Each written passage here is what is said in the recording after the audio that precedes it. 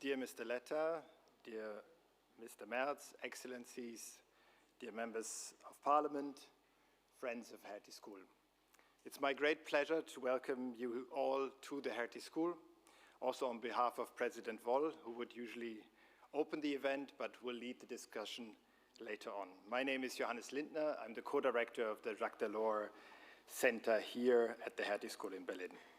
When we chose the 6th of November as a date of this event, we knew that the US election would probably play a role in the debate. Yet we did not know where we would stand now. While the final results have not been declared, it looks likely that the 45th president will also be the 47th president, Donald Trump.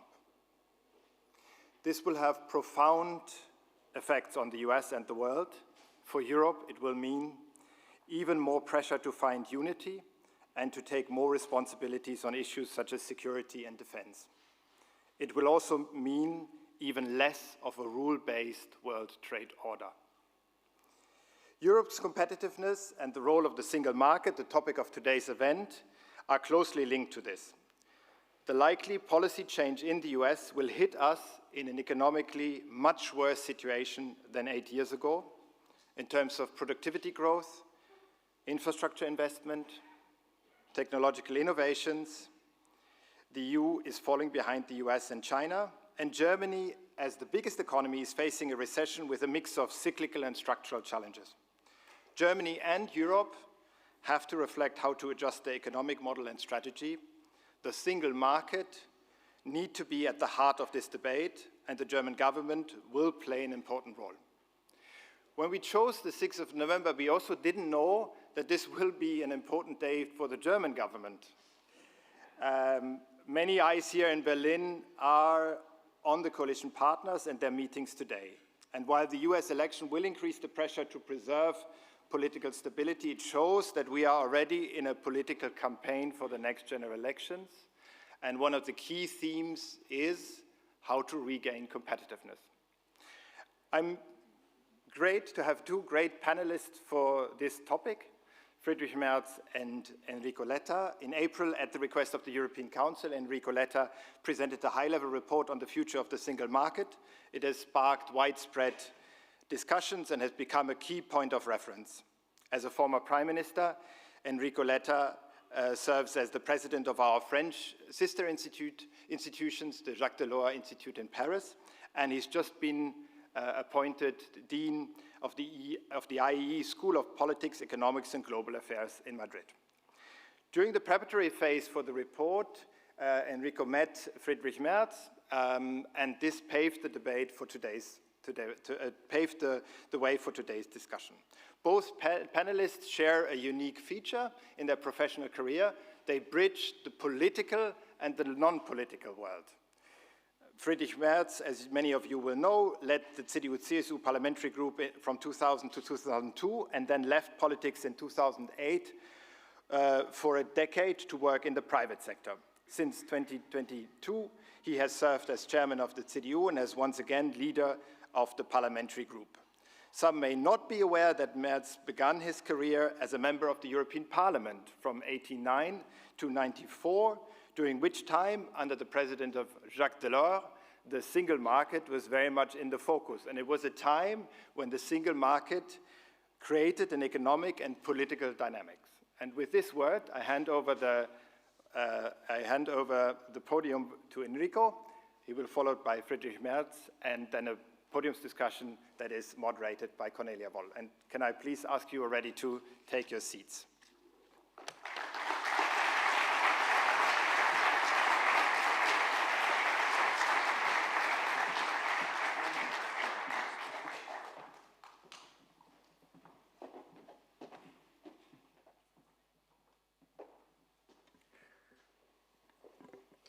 Dear Frederick, dear friends, I'm so pleased to be here today. I think this discussion can be a very important one for the future of the reports and for the future of the European competitiveness agenda.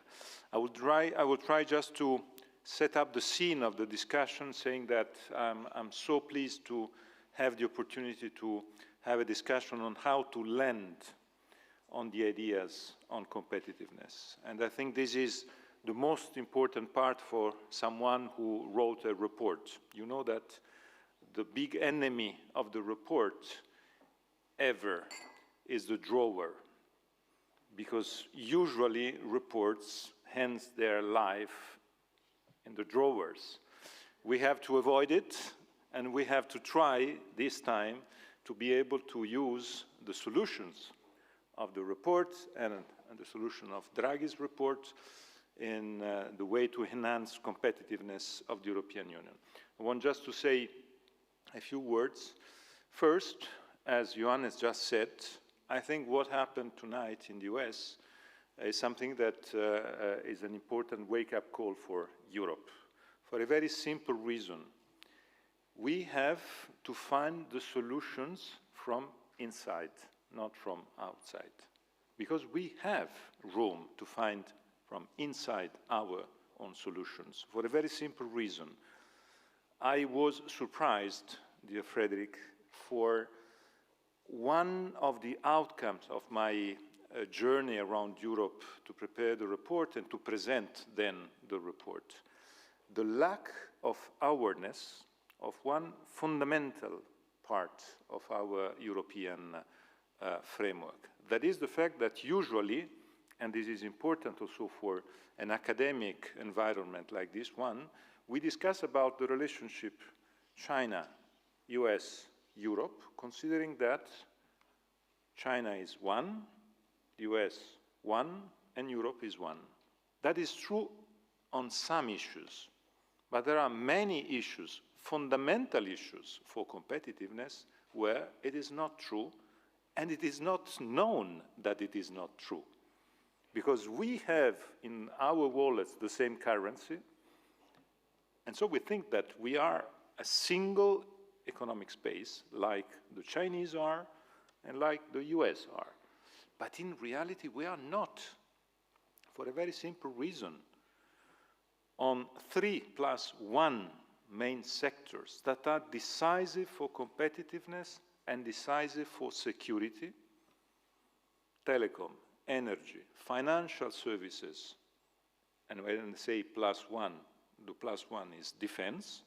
On these 4 sectors, we are 27. We are not 1. This is the starting point of all the discussions. And the awareness of that, and the fact that this is the big trap of our future. We consider ourselves one single economic space, and we are not on these 4 sectors. If we are not in these 4 sectors, that means that the 2 main words for this legislature, that are competitiveness and security, are both words under pressure. For a very simple reason: is it possible to be in a security mood if we are not energy independent? Is it possible to be in a security mood if on interconnections, on financial markets, on the defense systems, we are so fragmented? I want to give you just some very short examples. I use these examples as the examples that are, I hope, convince people, leaders, stakeholders, to move in a path for more integration. Not more integration for an ideological reason, but more integration for a very simple, pragmatic reason. I was, I can tell you, really surprised by the surprise that I received in all the meetings I had when discussing about financial markets, talking to large audiences or small audiences all over Europe. I told something that is in our daily life, our daily experience. We are all used to pay with digital payments. It's normal, it's life, it's good. But we, the Italians, will never accept to pay with a French digital system. The French will never accept to pay with a German digital payment system. The Germans will never accept to pay with a Spanish digital payment system, and we are all happy to pay with American digital payment systems. This is our daily life experience. We have the choice of three. All the three are Americans. And all our data are flying to the US. All the power in the financial system is there. There's the other example I use in the report, that is the savings that are going to the US because the US market is more attractive than the fragmented 27 markets. These same savings are enhancing, strengthening American companies. They are flying back to Europe, buying our European companies with our own savings. That is another paradox of the entire story. The other example, and I stop here, is the example on defense. Is it possible that we spend 140 billion euros to buy military furniture, to help Ukrainians? And I want to be very clear, we have to continue, and we have to keep this support. But is it possible that 80%, 80% of these 140 billion euros were to buy non-European military furniture, were to buy and to create jobs in Michigan, Pennsylvania, South Korea, Turkey? Why? Because we are fragmented, and we are not able to have the scale that is necessary to try to give the answer that is requested. So all these topics are part of a reflection, first of all, on awareness of the fact that we have to integrate not for ideological reasons, but because the world today needs a European Union that is able to be strong. In Italy, I usually use this example, that is, and people are always very much surprised, saying that when the single market was created in the 80s, Italy alone was economically as big as China and India together. That seems a little bit strong as example, but it is the reality. And today, China and India together are 25% of the world's GDP. So the scale changed completely. And we have to react with the same level of, I would say, challenge. So my final conclusion is the fact that this opportunity today is a great opportunity for an academic discussion, for a political discussion, for a discussion on how to try to create the conditions for a landing, a soft landing and a successful landing. I have to say that I'm very happy because Ursula von der Leyen decided to take the solutions of the report and the solutions of Draghi's report and to put it in the mission letters for the commissioners. These same commissioners are in this very week discussing with the European Parliament members and committees for the future of the work of the Commission in the next 5 years. Now it's time also for member states to play a role. It's the Commission, but also is the role of member states. And of course, the role of Germany is a fundamental role. And I'm really convinced that this discussion today can be a fantastic discussion to try to find together mot d'ordre, ideas, suggestions on how to be able to make possible that these solutions can be able to fit the discussion and also to fit the concrete realizations for the next 5 years. Thank you.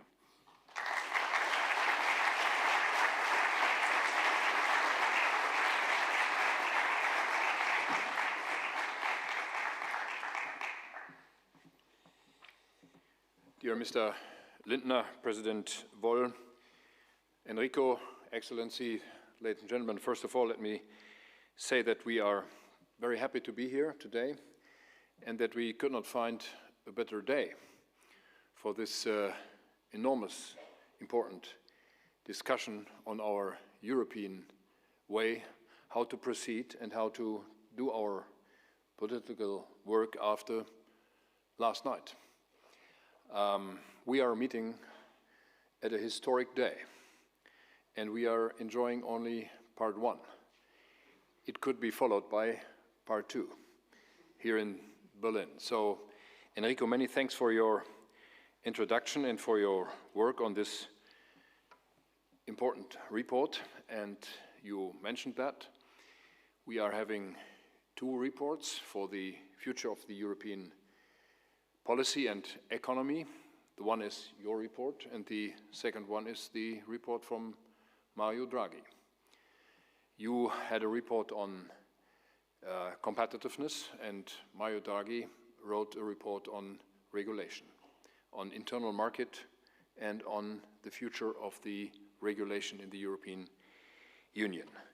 So let me start by saying that I'm really happy to be here and to have this discussion today, because this is something very close to my own political life.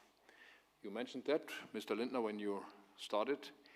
I was member of the European Parliament in the early 90s, and I was member of the Economic and Monetary Committee of the European Parliament, where we passed almost 300 directives and regulations on the internal market program, which came into place on January 1st, 1993. And since then, this has been one of the most successful European steps forward and had impact on all the economies of the member states. Since then, we have seen a continuous evolvement and no overhaul of the system since then as well. So we are talking today about a major overhaul, as you propose, Enrico, and this overhaul is really needed. At the moment, we do not keep up with the United States in terms of competitiveness. We are in danger of losing the race for artificial intelligence, for example, on biotech and other cutting-edge technologies. At the same time, traditional industries such as the chemical industry, the pharmaceutical industry, the automotive industry are struggling under high costs, high taxes, and bureaucracy within the European Union. Now, as I said, today is the day after the elections in the United States. Some of you might have wondered why we nevertheless have chosen to discuss about Europe and not about the United States today, but this is the answer. The reason is very obvious. Regardless of the outcome of those elections, we will have to take more responsibility for our economies and for our security. I have said on many occasions before that we must get ready as Germany and as the European Union to work with any US president and with any US administration. And one way of doing this is to strengthen the single market, to be as strong as possible in the European Union. The new European Commission, which will be confirmed in these days in the European Parliament and which will take office in December, has made clear that the competitiveness of the European Union will be the top priority for the upcoming 5 years. I have very often spoken to Ursula von der Leyen over the last month and have stressed the importance of that new direction. And the European Council has made a, quote, prosperous and competitive Europe to a priority of the strategic agenda for the next 5 years and will adopt conclusions on the matter this week in Budapest. Now, what has to be done? Enrico, you have made several recommendations in your report, which are very much in line with my personal thinking. Let me highlight especially the need for deepening the capital markets union and the banking union. Money is not the problem. Enrico, your report mentions 33 trillion euros of private savings in the EU, which are invested, unfortunately, not in the EU, but in the United States of America. We need to create better incentives for private citizens and investors to invest in EU companies. Second, we truly need a strong European market for energy. Getting rid of these ideological positions, such as on nuclear energy, will help. Current energy prices in Europe, not just in Germany, but in the entire European Union, are one of the main reasons for our competitiveness problem. And the national conception of Germany, of Germany's energy transition, the so-called Energiewende, is one of these problems. Third, we need a single market for telecommunications to allow for a consolidation of the multiple telecom operators in Europe. Let me give you the numbers. We have about 100 telecom operators in Europe, while there are 3 operators in the United States of America and only 2 in China. Fourth, and you mentioned that, a better coordinated defense industry. And the key words are scale and procurement. We have to coordinate our efforts in procurement for military and defense industry. Fifth, we need to remain, in spite of the outcome of the elections in the United States tonight, we need to remain an advocate for free trade. Protecting our economies against foreign competition will not enhance our competitiveness. The right opposite will be the case. New and more free trade agreements with partners around the world are key for the much-needed diversification of our trade relations.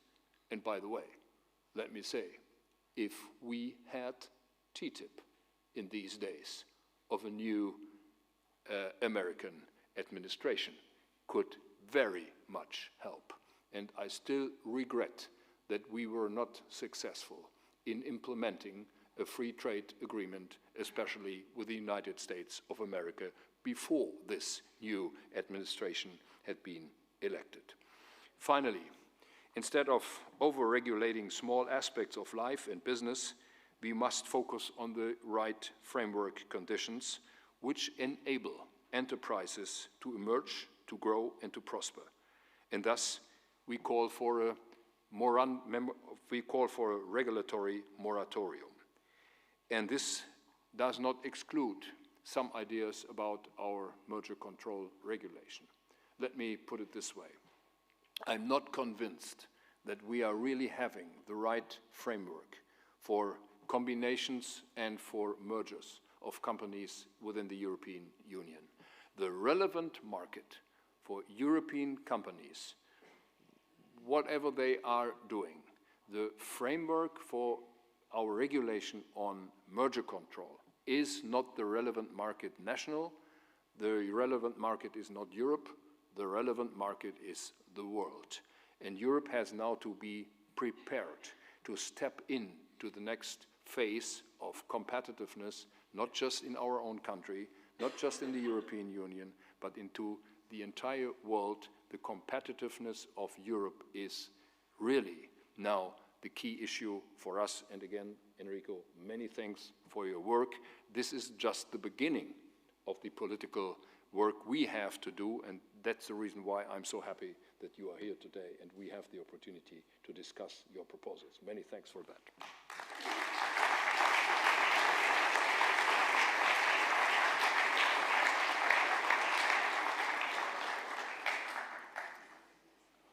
Thank you very much to both of you for these opening statements, and I think everybody in the room is convinced that we are in a historic moment where the urgency to discuss what Europe has to become in order for all of the countries that are part of it to stand up to the electroshock of now a second confirmed, most likely second confirmed Trump government to actually come together is clear.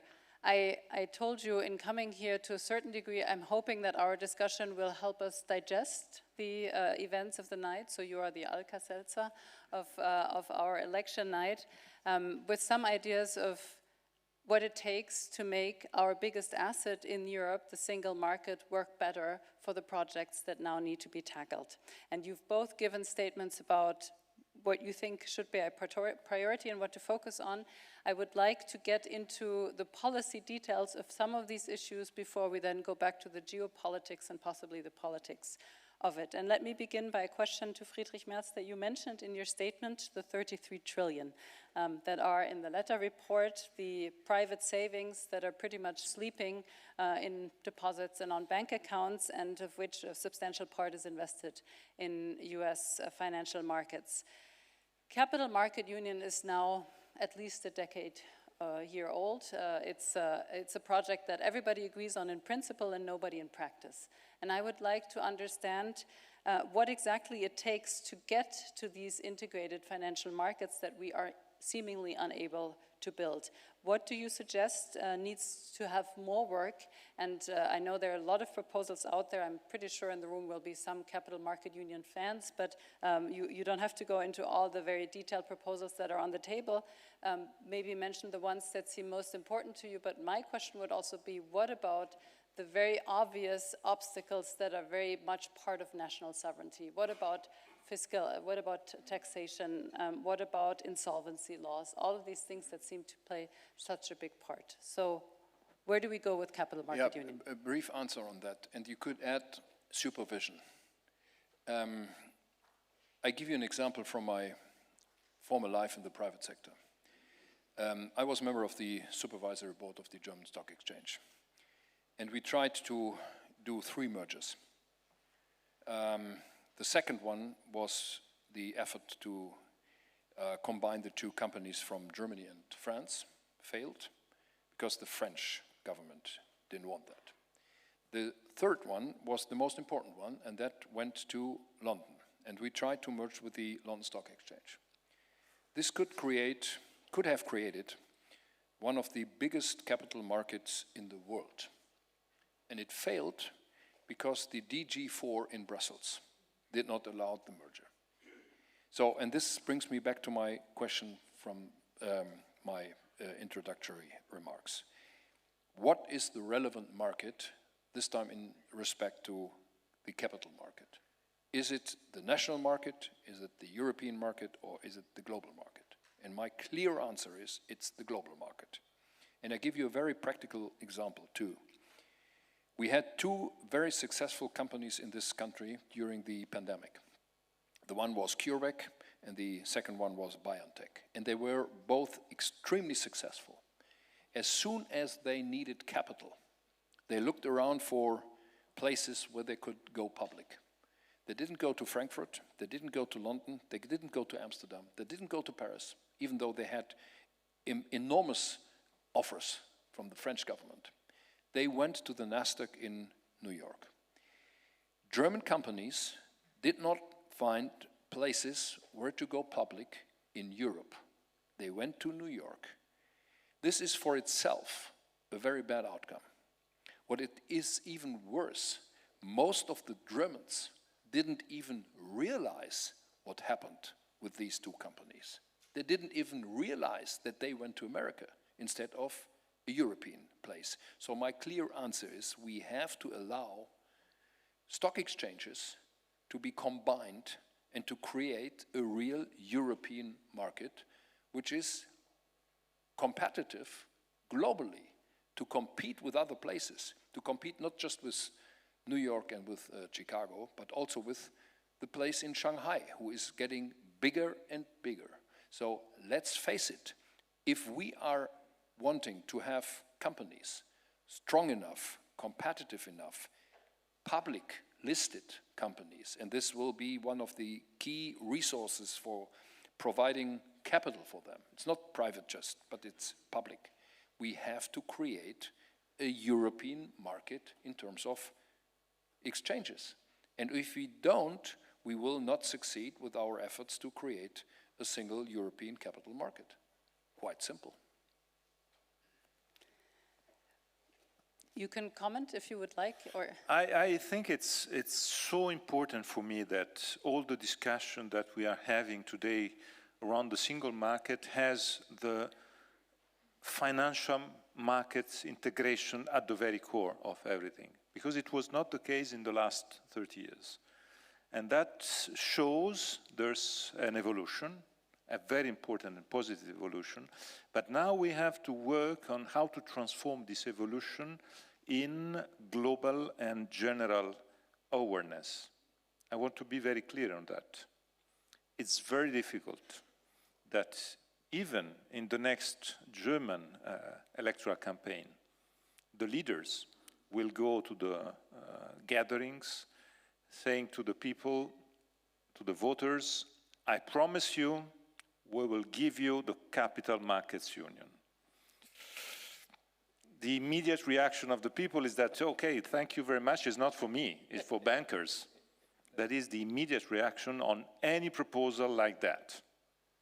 So this is why in the report, first of all, I try to change the narrative of everything around this topic, because the narrative is fundamental there.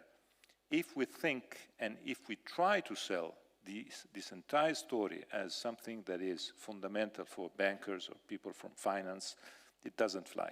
That's so clear. In reality, it is not for bankers and for people of finance. Why the Americans are today leading on artificial intelligence? Are they better than us in terms of a technological approach or creativity? I don't think so. They are taking advantage of so many European scholars, European researchers that are there. Why they are there?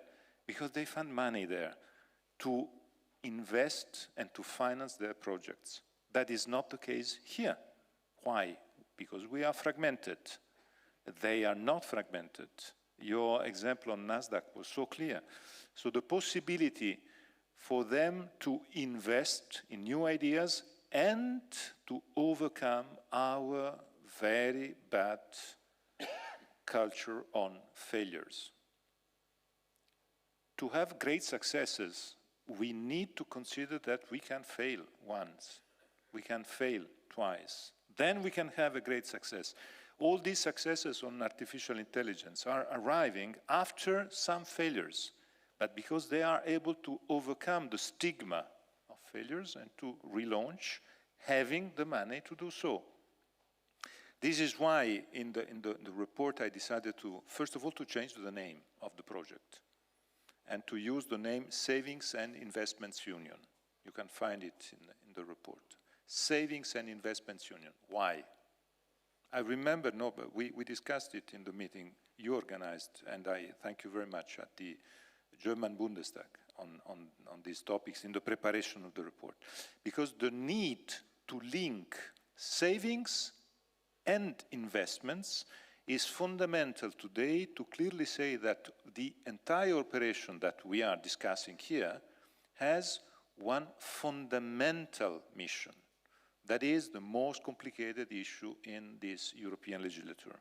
And the issue is this, the following one, is which is the answer to the main question. The main question is how to finance the green transition. The green transition is there. It is becoming a backlash. It is becoming a political, very complicated conundrum. Is it possible to find a way to finance it, find an agreement among the 27? Until now, there's no way to find this agreement. The only way is to find the possibility to mobilize private investments. If we are able to mobilize private investments, then the discussion on public funding will be different. Because if the discussion is only about public funding, it will be a backlash. That is so clear. And at the same time, I can tell you that that was, for me, the big boost that I received in the journey, and from the journey I had around Europe. I met so many people, farmers. They told me, but you decided to go green. You told us it will be a big cost, and you didn't say anything on how to finance it. So I think I will pay for it. I had this meeting in Warsaw with farmers there. And the same with the workers or the entrepreneurs in the automotive industry. You decided to stop some cars, and then you didn't say anything on how to support and how to work on that. The same with householders. It's very difficult to say to householders, your house will be reduced in his value because of the Green Deal, without saying that, okay, we will try to find a common solution to that. All these social and economic backlashes, they need to have solutions. This is why my point is to link the two. If we link the two, we find a big boost to integrate the financial markets, and so to be as competitive as the US are, because we have a higher purpose. And the higher purpose is how to finance this great choice that we decided to have. And we can't just end up the discussion on the Green Deal only with a discussion about how to postpone the deadlines. Frankly speaking, it's not the theoretical and the great discussion of your future. The future needs to have a strategic idea on how to do it without killing today's industrial strength of the European Union. And this is the way, so the core of the report is trying to create these links and trying to have some concrete solutions on how to do so. Let me add a question maybe for you, Enrico, because you quite well show that a lot of the ideas we have are in place but incomplete. And let me move from private finance to financial institutions and talk about banking union. We have worked a lot within the EU on banking union, and we now have a case, and I have German and Italian expertise, so we can talk about UniCredit and Commerzbank. And I was wondering, doesn't this case show that we're still thinking very national, and we don't think about a European market in some of the cases that are at hand? And I'm asking in particular about financial institutions because the lessons of the last financial crisis that led to banking union were, in the end, what matters is the state's capacity to bail out a financial institution. And I feel we're still not past that discussion. Is there a fiscal backstop possible? Are we? Your question is very interesting to me because it brings me to starting replying with what I had two weeks ago in Spain, Friedrich. I had a meeting with the banking sector in Spain, and we were discussing about these topics, and they told me, we are dealing with a merger between a Basque bank and a Catalan bank. Oh. Because there's this deal between BBVA and Banco de Sabadell. And so they told me that it's a mess, it's complicated because of the, I would say, identity flags that are there. Can you imagine Basque country, Catalan, and so on, and decision that has to be taken in Madrid, so the three together. It's a little bit complicated, Bilbao, Barcelona, and Madrid. So just to say that I think we have to be very strong in clearly saying that on these topics, the size matters. Size matters. And we have to focus on the industrial figures first. The rest and the identity, the names, where this name comes from and so on, has to be totally on the margins. So what I ask is really here to focus the discussion about a potential merger between Commerzbank and UniCredit on figures, on concrete steps, not on flags. UniCredit, it's a European bank. It's not an Italian bank. If you give a look to UniCredit has, I don't know, 13, 14 banks around all Europe. So it's a European bank, and Commerzbank is the same. It's a European bank. So it's a discussion in which we have to, if I may say, we have to eliminate one word from our discussion and also from our academic activities and for the media and for the politicians, we have to stop using the word cross-border. Because this word is not true. There's no border between Italy and Germany. There's no border between the Basque Country and Catalonia. We are living in a European Union where the border is between Europe and Russia. The border is between Europe and Turkey. The border is not within the European Union. And I think this point about this topic, cross-border, that we have to eliminate from the table. So the discussion is how these mergers can be successful mergers for consumers, for the people. I want to use the example that Friedrich mentioned on telecom. You mentioned on telecom. We have around 80 operators in Europe. 80 operators, as you said, because we are 27 markets. I have 2 phones.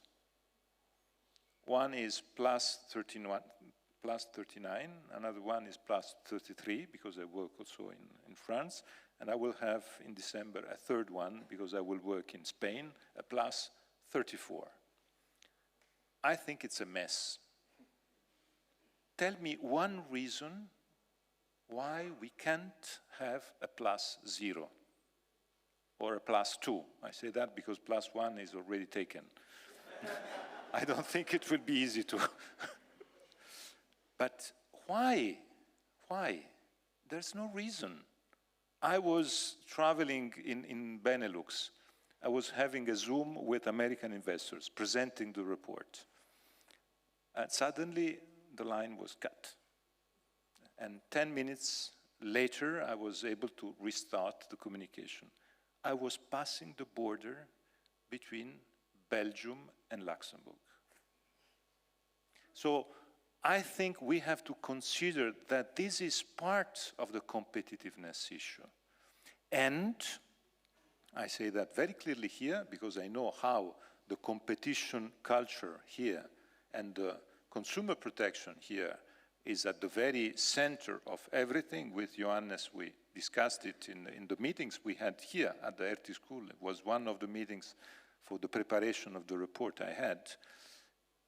If we move from 27 to 1 European single market on telecom, we can have 10, 15, 20 operators, and as consumers, we can choose, and we can be protected because we can have competition. But of course, we need to move from 27 to 1, and at the same time, we can have consumer protection, and we can have big operators. In Slovenia, we have 4 operators. Can you imagine 4 operators in Slovenia? This is why the numbers of the different 80 operators are so small. One of them is in good shape. I don't want to mention the name, but is in good shape because of the American revenues, not because of the European revenues. And I think we have to consider it because it is part of this asymmetric integration, this asymmetric competitiveness, and the need to move. So what I would like to clearly say, Cornelia, is that all the discussion we are having is not an academic discussion. My slogan in the report is inertia means decline.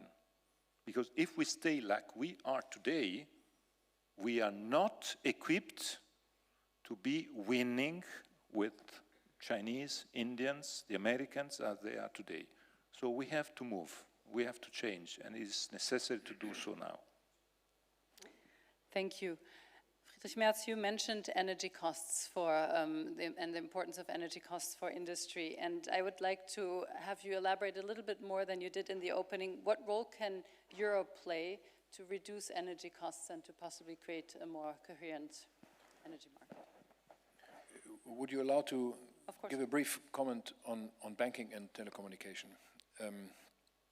Banking is an issue for us because the German politicians decided not to allow what in other European countries had been allowed, the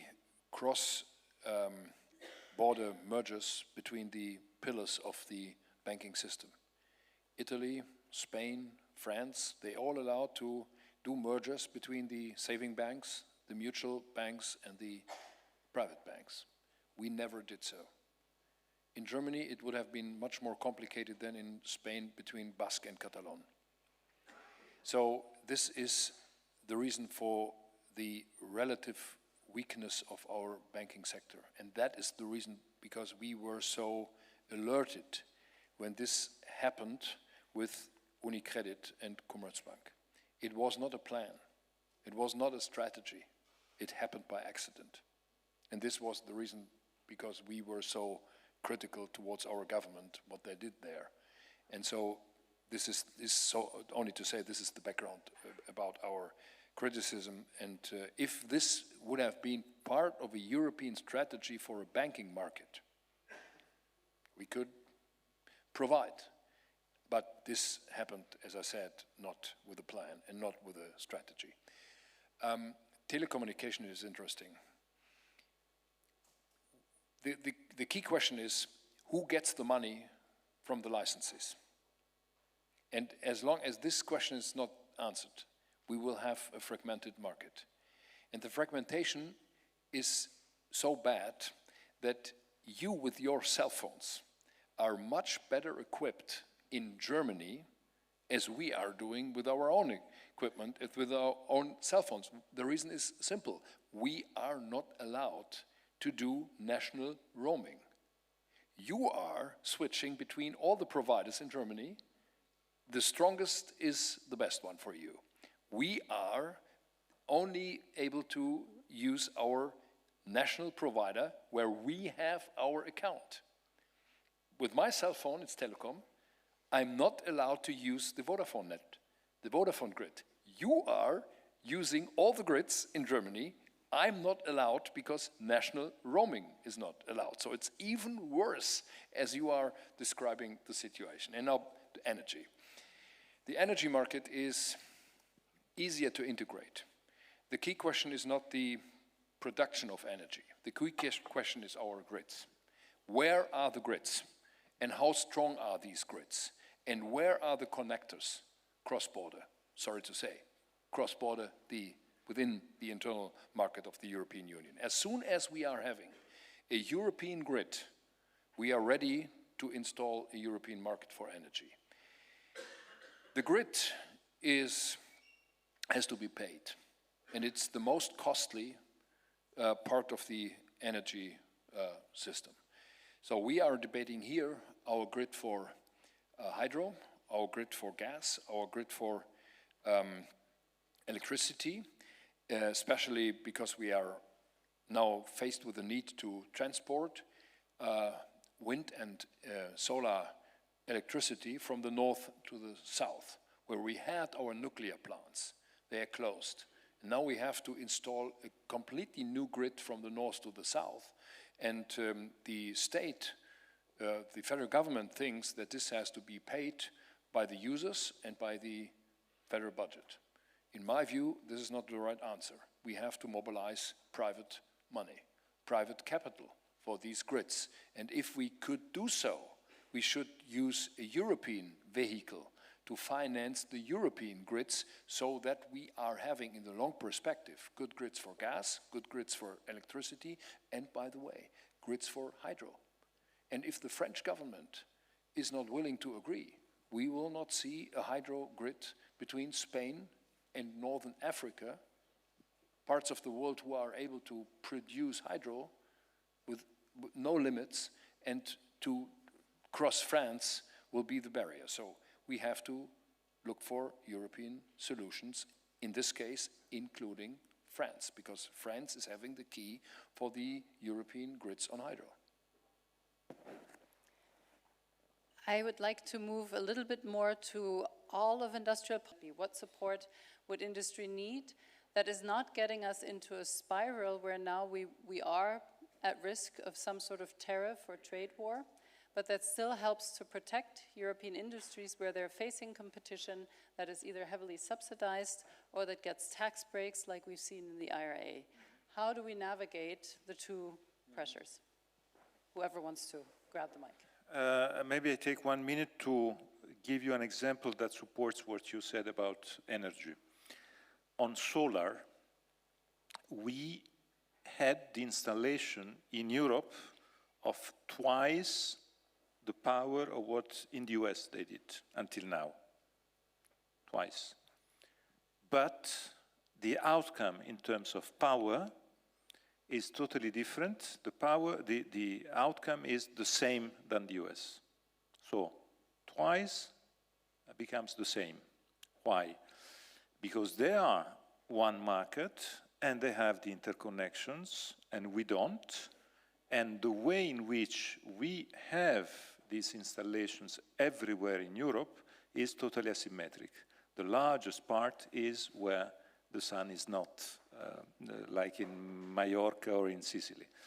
And the lack of interconnections brings the difficulty to use this solar in the north everywhere in Europe. So the final result is that, once again, fragmentation means lack of competitiveness and higher prices on energy. So is the other example of on this topic of the fragmentation, the lack of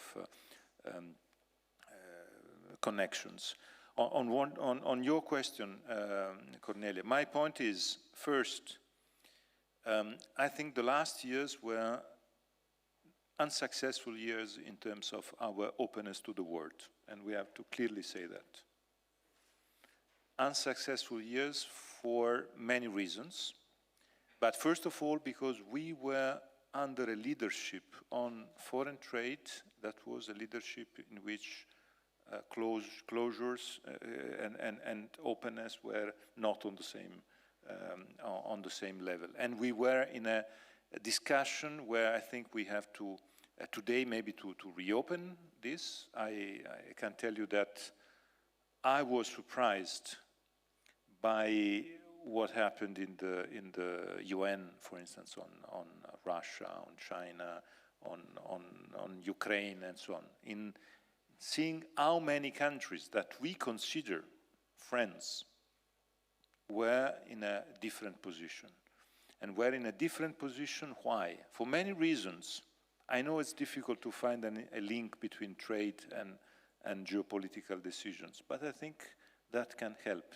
If we are so less generous, I think at the end of the day, the result is a reaction from their side, from part of the world. So my first point is that I hope this legislature can deal with the topic on foreign trade openness in a different way in comparison with what happened until now. For me, this is a fundamental part of the discussion, and if we are able to think a little bit on that in a different way, that can really help.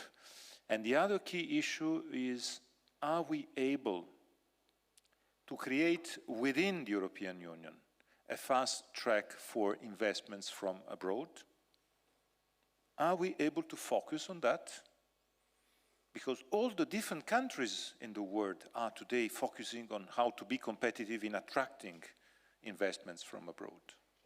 And we are, I was in Washington, D.C. presenting the report at the US Chamber of Commerce. I remember a reaction from an American investor telling me that you the Europeans, you are so crazy because you think that we love Europe, so we come investing in Europe even if you raise obstacles one after the other and so on, because it's a question of love. But in reality, it is not possible to do so. I think we have to create a fast track. This is why I would like just to mention in 1 minute one of the proposals of the report. That is the creation of a 28th virtual state, to have one corporate law that can be valid everywhere in Europe without having the present fragmentation of 27 corporate laws. 27 corporate laws.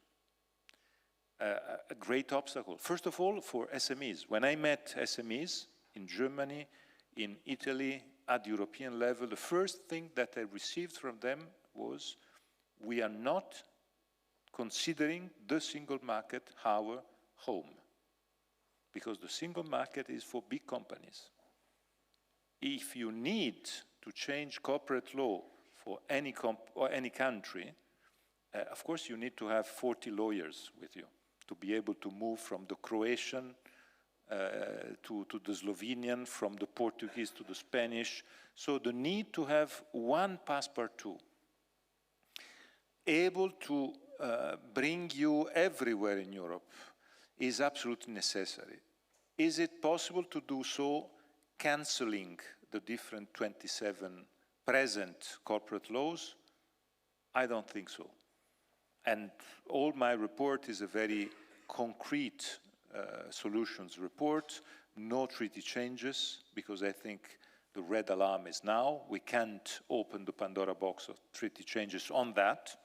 I want to say on other issues before the enlargement, we need to have treaty changes, but on these topics of competitiveness, we have to avoid treaty changes. We can use the present treaties, but on this topic, we need to work with the idea of creativity. That means we create this 28th virtual state. We give this 28th virtual state his own corporate law, valid everywhere in Europe, and we give an option to companies and to external investors from abroad, telling them, you use this one, and through this one, you can go everywhere in Europe without changing country by country your corporate law. It's a sort of European Delaware idea. You know that in the US, Delaware was the way to overcome the differences between Texas and California, or between California and New York City. So it is absolutely necessary for us to deal with this issue and to find a solution. This is a very pragmatic, a little bit creative, but I think this solution can be a win-win solution, also politically. Why I say that? For a very simple reason. Is the way to say we are not having a struggle between the European flag and the national flags. We are not cancelling the national corporate laws. We are saying that there's an option that is a fast track to give the possibility to be more effective to companies. And I think ideas like that are absolutely necessary today in Europe. These ideas are the way to create opportunities to companies, to give SMEs, for instance, the idea to consider the single market as their home. They are not considering it. Only 17% of SMEs are taking advantage of the European single market. 17%. That means the other 83% are considering the single market probably a threat for them, because that means a big company can come to their own ground where they are, bringing competition to them without giving them the possibility to do the same on the other side. So it is very important also for this single market issue to speak with SMEs and to give a solution that can help SMEs for the future. Otherwise, SMEs will continue thinking that Europe is for the big companies. It's not for them, and we will lose the support and the consensus on the ground on the European solutions. Thank you, Enrico. Let me give the floor to you, and then we'll open it up for questions as well. I fully agree with your proposal for small and medium-sized companies, because we have an instrument for the public corporations in terms of the European Société Européenne, with the European Aktiengesellschaft. So to find an instrument for smaller companies, for startups, for smaller corporations with new ideas is, in my view, extremely important to make Europe more successful for entrepreneurs from the younger generations. Let me put this into the framework of our perspectives in terms of the American policy, which we will be faced with within the next couple of weeks and months. Since the Republicans now have majority in the Senate and in the House, together with Donald Trump as president, I think we will be faced with a new phase of very, very strong protectionism. And they will implement very high tariffs. This could very quickly come to some problems within the United States, because he advertised tariffs. I love this word, tariff. But he never explained that tariffs have to be paid by his own consumers. So he will be faced with an increasing inflation rate in the US. And inflation was one of the big reasons because he was elected. So this will bring some problems for his own policy in the United States. What could be the answer from the Europeans? I mentioned that briefly, and I would like to repeat that. We should not really answer with another round of protectionism and with blocking our markets. Our answer should be, as far as we can, to do anything what we can do to become more competitive with our industry, and then to look for trade agreements around America. The CETA agreement with Canada is extremely important, and it lasted much too long to come to an agreement on CETA. That's the reason why I'm strongly recommending, let's do trade agreements with trade only. Don't overcharge these agreements with social aspects, with environmental aspects, and so on. We all have forums and we all have instruments to do that internationally. But trade agreements should be focused on trade with Japan, with Indonesia, with many other countries in the world, with China potentially, India, and all the others. They will be faced with problems from the America as well, like we do. So let's look for friends and partners in the world in terms of trade. And the monetary union gives us very good advantages to do that, because in my view, the dollar in the medium perspective will be weakened by his policy. And by the way, the indebtedness of the American budget is becoming a big problem. And we will one day be faced with another financial crisis. The question is not, will another financial crisis come up? It will come up for sure. The only question is when and where. And we should be prepared in the European Union for the next financial crisis, and I promise the United States will have much more problems with the next financial crisis than we do, provided we will be prepared and we will have companies who are really competitive in the world. Thank you. Then with this, I would like to give a chance to everybody in the room to raise a hand. And I was going to say the first question is the hardest, but I see 10 hands up. So let me start in the front and then zigzag my way around. Do you want to start on the left? Yeah. Your right, my left. Mike is coming over here. Thank you, Mr. Merz and Mr. Letta, for your very kind insight. My name is Henry. I'm a first-year student here at Hertie. I know a lot of people want you to talk about U.S. election, but I want to talk about the European Union and China relationship. A month ago, when the European Union passed on the additional tariff related to the EVs on China, there were divided opinions. We are not seeing oneness within this decision. We're more seeing 27ness of this decision. And to an extent, this decision, this adding extra tariff on the EVs of China could also harm the competitiveness of the German automobile industry. So my question is, how do we address the gap between the principle of open market and single market of the European Union while also facing the country's individual interests to protect to better suit the individual country's interest when it comes to international trade? Thank you. Thank you. Would you accept 2 group questions? I take 2 more, and then we have more people coming in. If you go to the right side, we'll take one from in the blue sweater. If you can stand up, you get the microphone. Thank you. Hello, Julia Wackett, Norddeutscher Rundfunk. I have a question first to Friedrich Merz. You said earlier that you said the strategy regarding UniCredit and Commerzbank was not right. If the strategy was right, would you be open for a merger of UniCredit and Commerzbank? And then also the elephant in the room, which we haven't touched, defense industry. I would be really interested in both points from Mr. Letta and Mr. Merz, especially Mr. Merz, given that some state ministers are more open to more depth regarding or opening up the Schuldenbremse regarding more depth spending.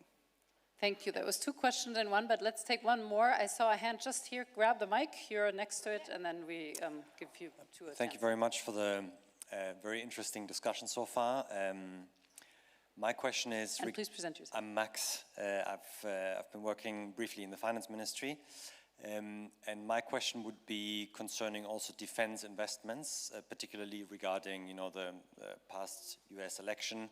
And the question actually goes to you, Mr. Merz.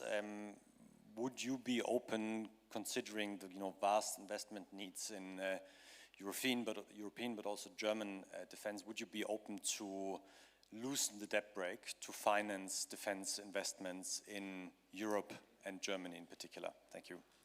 Thank you. May we start with you?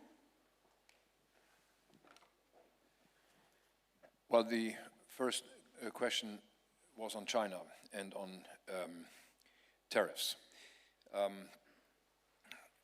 I think I can say on behalf of mostly everybody here in this city, nobody is really happy with this conflict. But the reason for this conflict is our observation that there are big subsidies on steel and on electric vehicles in China. So the question for the Europeans was how to react. We had an intermediate period of time of a couple of months without any result. And now the EU Commission decided on the implementation of tariffs, but this is only for a certain period of time. If we could come to an agreement with the Chinese government on the subsidies in China and how they reduce their subsidies and their overcapacities, which they are decided to export to Europe because the American market is closed, then we could immediately come to an agreement, and I would very much welcome to come to an agreement with the Chinese government on this issue, because it is doing harm to everybody, to China and to Europe. If the merger between COBA and UniCredit would have been a plan and a strategy, I would agree. But this was not a strategy, and this was not a plan. This happened, as I said, by accident. The idea was to sell parts of the shares in parts, and overnight it happened that only one was there who bought them. And this was not the idea. So if there is a strategy behind that, which is negotiated between the two banks and underlined by the support of the two governments, I would never complain. Military equipment. We did that with the debt brake. The decision was made 2 years ago in the German Bundestag. Norbert Röttgen is here, one of the actors on that issue, and we decided to have a so-called Sondervermögen of 100 billion euros for military equipment. There is a story behind that. The government did not comply to what we agreed with the government in terms of and conditions. But this is something special only for German people. My answer is, firsthand, we have to coordinate European-wide our efforts to supply our militaries with equipment. And this is, as I said, scale and procurement. And as long as we are doing, as Enrico pointed out in his report, 80% goes outside the European Union. We are not even willing to ask for maintenance, for example, for the air carriers from the US. We have to buy them, F-35. We are not even asking the Americans to do the maintenance in Europe. So if we are not willing to take our own position and to make it stronger than we did in the past, I would not think about opening the debt brake. In the longer perspective, we can talk about almost everything. But firsthand, we have to define our interests, we have to combine our efforts, and we have to have a market where we are, for ourselves, strong enough with a military industry in the European Union and to reduce our dependency, especially from the American market, and then we can speak about all the other topics. Thank you. I'll be short to give the possibility to more questions. First of all, because on China, I totally agree with, I subscribe what you said. On defense, I add one point that is part of the report, and I would like to use this opportunity to relaunch it, because it, for me, I think it can be the way also to overcome part of the obstacles we are having on the topic on common debt and other aspects. I put in the report the idea to use the ESM for defense, to finance defense. Why I say that? For a very simple reason. We know the story of ESM. It's a very sad story, if I may say, also because of my country, because my country didn't ratify ESM. But ESM was conceived as an extraordinary tool for big, new, sudden needs, like, for instance, today we have on defense. We decided formally to give the authorization of utilize the ESM for COVID. We didn't use, but it was authorized at that time. ESM is a great institution based in Luxembourg, full of money, there doing nothing. I think it's a little bit crazy. So my point is very simple. It's a win-win solution. It's the way, also the way to allow the Italian government to overcome this cul-de-sac in which they put Italy on the non-ratification of the ESM. Is the way to say, okay, we change the statutes of the ESM and we use the money of the ESM to have a common European way to finance. The ESM is intergovernmental. The ESM has money there, so we can use it. And the way is also the way to use the ESM for combined activities there. Because what you said about the need to cooperate, to scale, is also because on defense, the main problem is that the Americans, they have 1 or 2 helicopters. We have, I don't know, 16. They told me figures like that. So when it is so fragmented, it's impossible to have the level of scale and the level of being fast in the delivery. And so jobs are going there. The jobs on defense, I think it's a topic. I don't want to be a little too much, I would say, provocative on that. But my point at the end of the report, all the presentations that I'm having, is that sovereignism and nationalism are making happy Wall Street and the Chinese, because they are creating jobs there. Nationalistic approach on the economy is making happy Wall Street, is making happy the Chinese industry. And I think we have to be aware of that, and we have to clearly say that integration is the way to create jobs in our countries. It's the way to have more growth and the way to have more competitiveness. And the defense, we say, example is so clear in front of us that we have to move on that.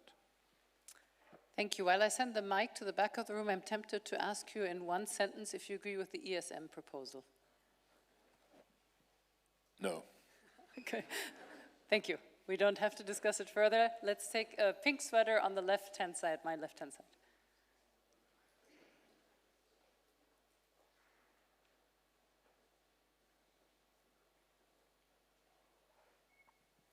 Hello, my name is Paul. I'm also a first-year student at Hertie, and I have a question for both of you. So for you, Mr. Letta, what's your opinion on CBDCs? And for you, Merz, why isn't the CDU pushing stronger for the digital euro? Thank you. What was the question on CD? CBDC, central bank digital currency, so the digital euro. The digital euro. And the question for Friedrich Merz, also one repetition? Why the CDU isn't pushing stronger for it? A digital euro? Okay, thank you. Can I have you come back to the front? Apparently we have 3 hands over here. Oh, good. Yes, Niels. Yeah, thank you. Niels Redeker from the Dr. Law Center. I have one question on the public side of the financing aspect. So the European Commission is currently preparing its proposal for the next European budget, and there's a big discussion on how it should be reformed in order to better address competitiveness issues, common investments into infrastructure and strategic sectors. And my question is to Friedrich Merz. Mr. Merz, what would be your idea for how a reformed, modern European budget should look like? Thank you. Third question up in the front. You had your hand up in the beginning. Second row on my left, second seat. Thank you. Thank you very much. My name is Banishin, so I'm also a Hertie School student.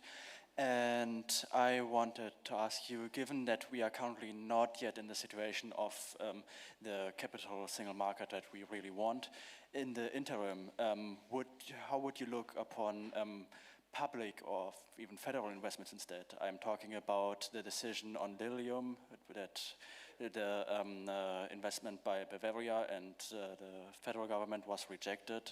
Would you have accepted this even in times of tight budgets, keeping in mind the situation right now that we lack venture capital in most cases? Thank you. Who wants to go first? It's very easy for me because I'm strongly support the digital euro.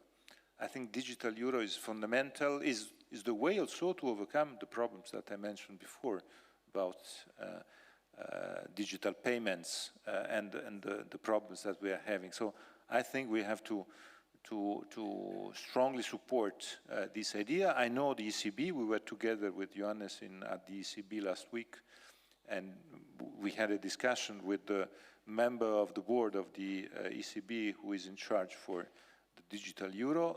The ECB is strongly advocating for that, and I think it's part of one of the big, we say, achievements for the future. So I hope that will be the case, and I hope that can be a success for that. Thank you. Friedrich Merz.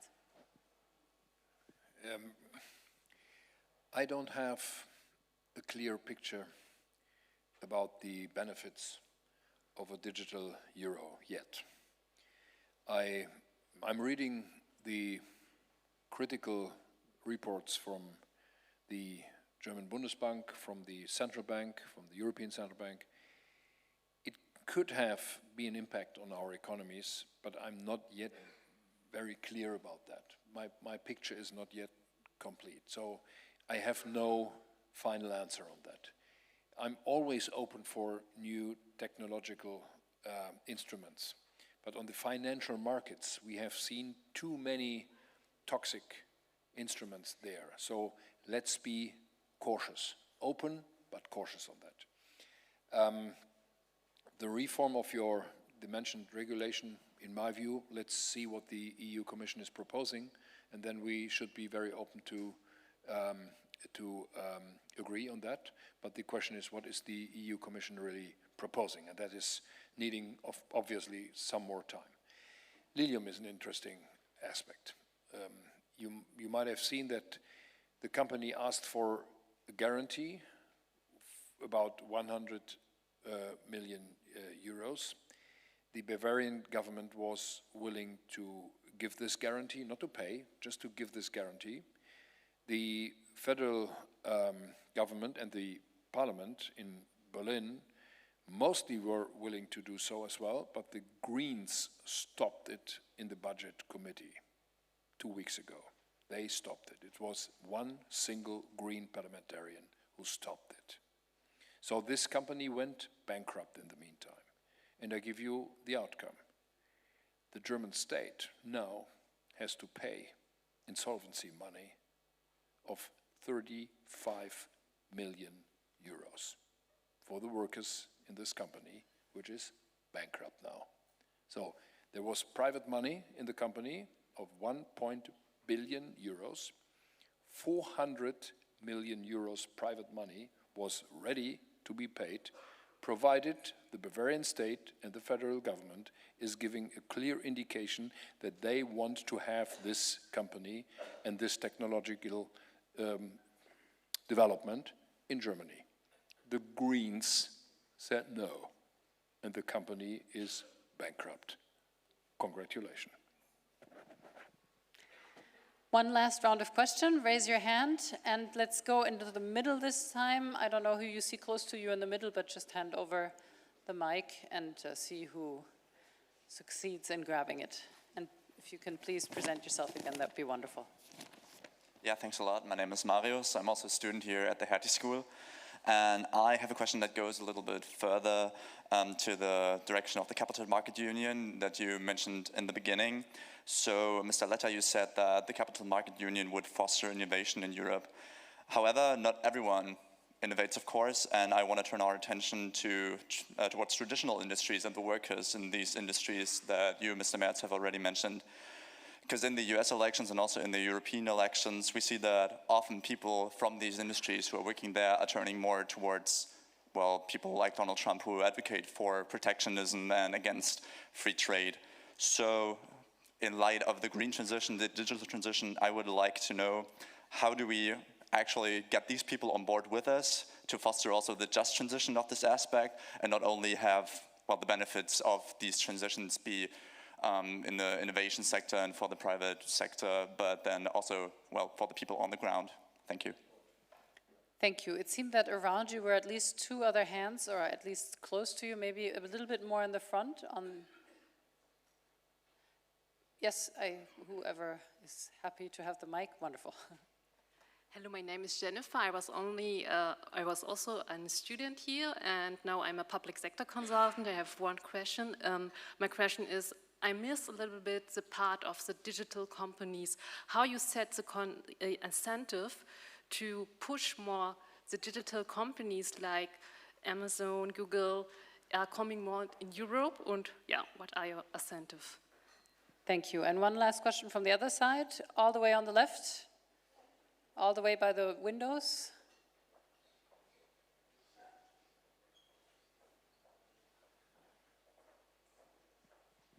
Hi, Peter Helenaar, a student also here at the Hertie. I'd like to ask and follow up on the power market question.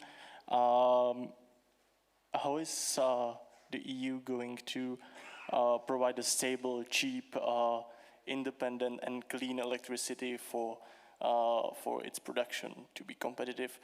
And Mr. Merz, you have said that we should get rid of the ideological basis. So the follow-up question, does that mean some shift in the nuclear power policy here in Berlin, that you will support other member states in, nuclear power plants? Thank you. Thank you. Enrico, you can go first. Yeah, 2 points that are part of the report. We didn't have the opportunity to discuss these 2 points until now, but thanks to your questions, I'm able to raise these points. First is the fact that in the report I try to launch the big mission for the future of creating a sort of fifth freedom at the European level. What is the fifth freedom? The single market is known also as the market of the 4 freedoms, as you know. Freedom of movement of goods, services, capitals, and people. 4 freedoms. These 4 are very much 20th century economy based. The idea is very much the tangible economy of the last century. So the idea is to launch this fifth freedom based on innovation, knowledge, research, skills. There are many ideas on that. You can find it in the report. Is, in my view, fundamental, this idea also on having a deep tech stock exchange at the European level that can be a strong way to attract, and it is fundamental. The second point you mentioned on the ground, how to be able to convince on the ground and to involve on the ground. In the report, I have another chapter that is one of my favorite chapters of the report, is the chapter on the freedom to stay. that is, in my view, fundamental, to be able to work at the European level on the ground, not only with the idea to give the priority to those who want the freedom to move, but also to having the idea that a European Union is also for those who want the freedom to stay where they are, and not only with people that I end up with this story. I was in a market in my own city, in Pisa, and I was giving papers, pro-European papers, and an aged man gave me back this paper, telling me it's not for me. I asked him, but Europe is for all. And he told me, no, it's not for me, I don't take planes. And I was asking, well, where is the link? Huh? And he told me something that was for me fundamental for the elaboration of the report, because he told me, yes, Europe is for you people taking planes, speaking different languages, able to work in another country, cosmopolitan, and so on and so forth. It's not for me. I don't take planes because I was born here, my children were born here, I worked here, I was retired here, my grandchildren were born here, so I don't take planes, so Europe doesn't give me anything important. Of course it is false, because Europe gives also to him peace, first of all. I can tell you that for me the strongest experience of my trip was to pass the border between France and Germany 20 times in this journey, and considering how many millions of people of your age died and are there to move the border between France and Germany of 10 kilometers from one side or the other side for centuries, until 80 years ago, just to move this border. And we pass this border today, we don't know we are passing this border. So peace is a fantastic outcome of our, but in reality, what this aged man told me was very strong, and I think we have to give an answer to that. Because if the perception that Europe gives opportunities only to people like you, like us, we are here discussing, for instance, in another language that is not our language, and it is unusual on the ground, as you said. So the possibility that Europe can give the freedom to stay also, can guarantee the freedom to stay. There's all the discussion about the services of general interest and many other aspects. I have no time, time is over. But the key point is we have to consider that Europe has to be for all, not only for the cosmopolitan part of our population, but has to be also the way to guarantee the freedom to stay, and the freedom to stay is fundamental today. Thank you. Friedrich Merz, concluding words. I remind what Jean-Claude Juncker very often said when he met people like your citizen in Pisa. He always said, get them to the war cemeteries, and there is the answer. These were our grandfathers, our fathers, and the generations before us, and we are the lucky ones who have the opportunity to live in peace and freedom in this entire European Union. That is what reminds me when I was in the European Parliament and when I met Jean-Claude Juncker several times, and he always said that with the war cemeteries. Back to the questions. The capital market and the working people. I give you the flip side of my strong demand for better capital markets and better stock exchanges. The private wealth in our countries, especially in Germany, is more and more dependent on capital-based wealth and pension systems. If we are not able to install a better capital-based pension system, we will have no chance to get younger people provided with a stable income during their age. And that is my answer. Capital markets are not just there for themselves or big companies. Capital markets are there to provide people with a broad system of private wealth including their income when they are retired. The digital companies.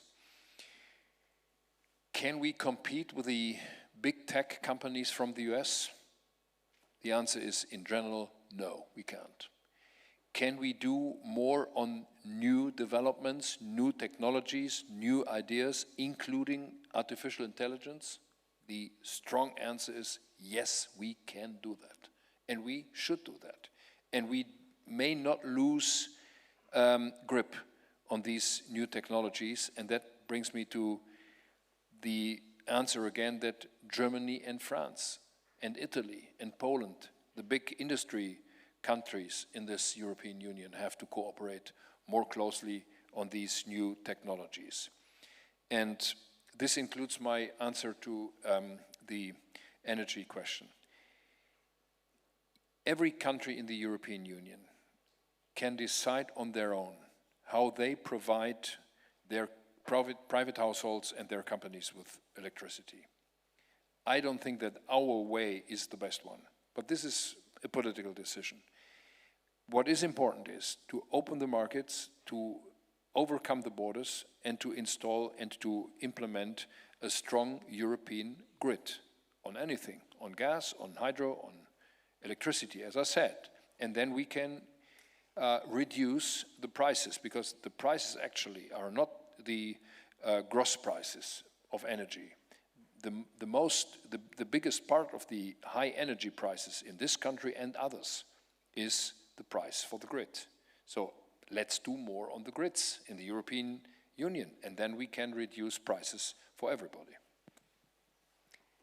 Thank you very much. We will end on this because we have a sharp deadline for Enrico Letta, who has to run at 2:15, but this was a very insightful discussion. I think we have the work cut out for us and a way forward. You were very good at helping us also to see what geopolitical traps to avoid and what political pitfalls to pay attention to in order to avoid losing a big portion of the European citizens in a European project that I think is worth our time. Thank you both to Friedrich Merz and Enrico Letta.